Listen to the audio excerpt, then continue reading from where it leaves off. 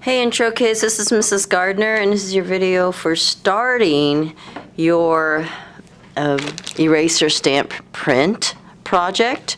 And these are your supplies that you took home in a baggie, hopefully with your name on it. And some of the things are your rolled up artwork. I would suggest that you take the rubber band off if you haven't already and unroll your paper and let it relax. It has a, remember it has a shield. We taped a shield to it and we put our name, hopefully where it'll show up right on the tape there, but it wants to stay rolled up like this, so maybe put it under some weights or something like that until you're ready for it. So I'll put that aside, and then I'm going to get out my ink pad. Oops.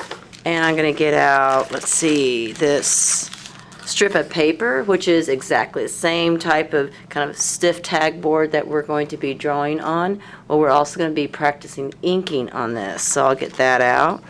And I need, I have a couple pencils here. There's a reason for that.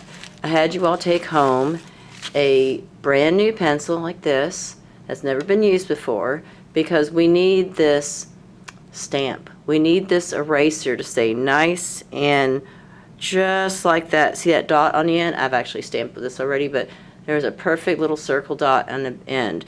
We don't want to use it to actually erase anything. So I have this extra pencil, just a regular pencil, to sketch with, because you know how it is. You start sketching with this, you go, oh, I'm going to go ahead and use it, and then you're going to just make a mistake, and then you're going to start erasing, and it ruins the stamp. So this is just for the stamp.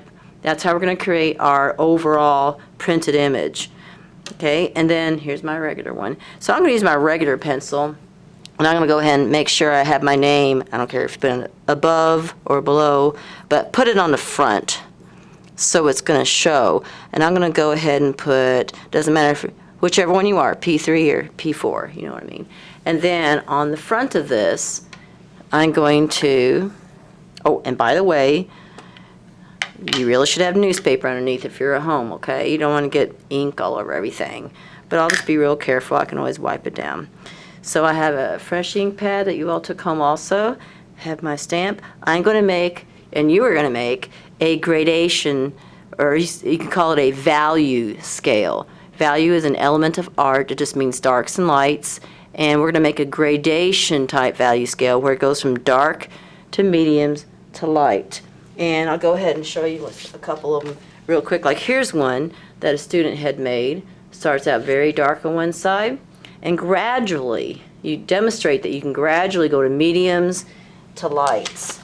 And then it's okay, it doesn't have to be really thick like that. I mean, you could have one like this and that would be just absolutely fine, as long as you can demonstrate that you can control the stamping and the ink and a technique to go from darks to mediums to lights until it just disappears into plain old paper right there.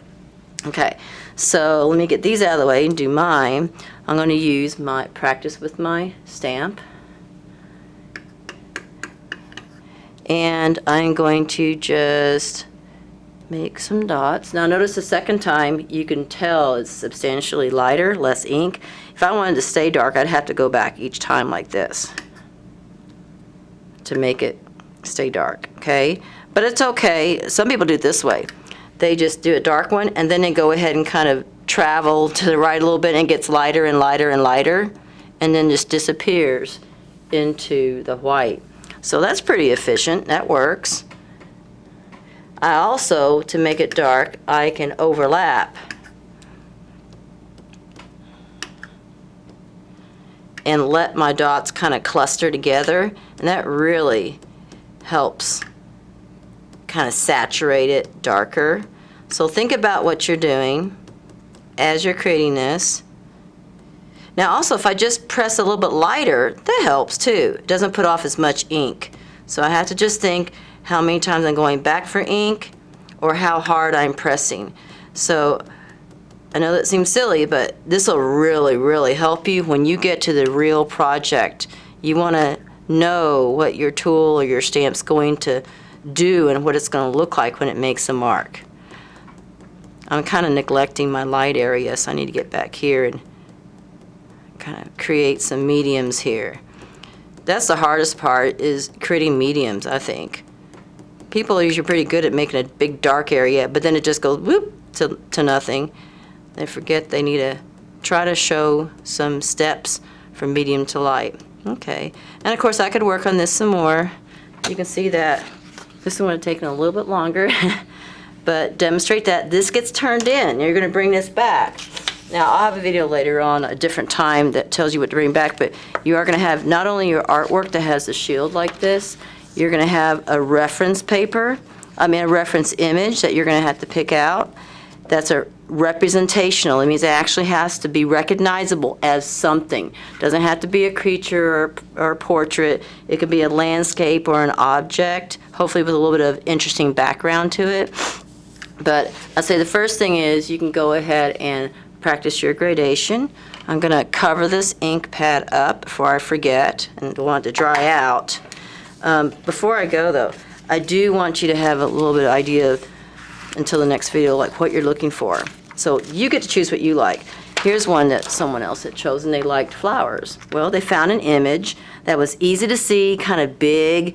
Color is not helpful. The element of color is kind of distracting. So honestly, if you can get a black and white version, you're better off, but make it big.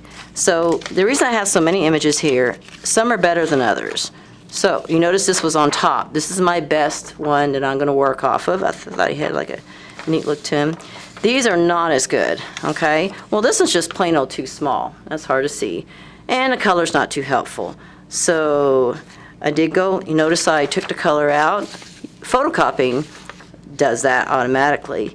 Some of you can even maybe have your own original photographs. That would be awesome. And print it out and see if you can print it out in, gray tones without the color and go big with it so you can see it.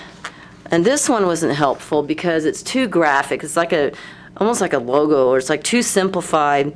They took all the interesting part away from it. There's no tonal range. It's just all or nothing, black and white, or you could say yellow, but flat shapes, and it doesn't give you enough to work with. So this does. You need to find an image that you can actually look at and bring back with you with your project so I can see what your goal is. So I can help you with, where to add the shadows and more stamping, where to kind of ease up on. Like I would never actually start stamping right where it's real crucial, important where the face is. I always start stamping either in the background or in a shadowy, deep area. And then by the time I get to the important parts, I've had a lot of practice. So look for your image. And here's one more example here. So let's just say you like basketball, like sports a lot. Well, that's fine. Choose it for your subject if you want to. Choose something you think's interesting. But this is not a good choice. It's big. That's helpful. And it's black and white. Okay, but no tonal range, no mediums or steps of lights to mediums to darks. Too much of a clip art thing. So nothing wrong with the subject, though. Now, this is better, but it's kind of small. So you notice that. If you can go big, because a close-up's fine. Now, that would be really cool texture to try to do with your stamping. It actually looks like the end of the pencil. And this is another version, if you like that same topic. Lots of darks, mediums, and lights. Great composition, a little bit off-center, so it's interesting already. And just so you'll know, some people get an extra pencil on their own, and they kind of whittle away and carve at it a little bit until they only have a little spot that's left over, and they stamp with that. So they might have two or three different types of stamps going. This is your most basic, but you're welcome to whittle away at an extra one to make an itty-bitty dot so you have more control and more detail. So you'll figure that out as you go, whether you're one of the people that wants to do that or not. Here's a neat image that another person had done. Okay, plenty of challenge there. That's great. And that's all I'll show you for now. There'll be more later.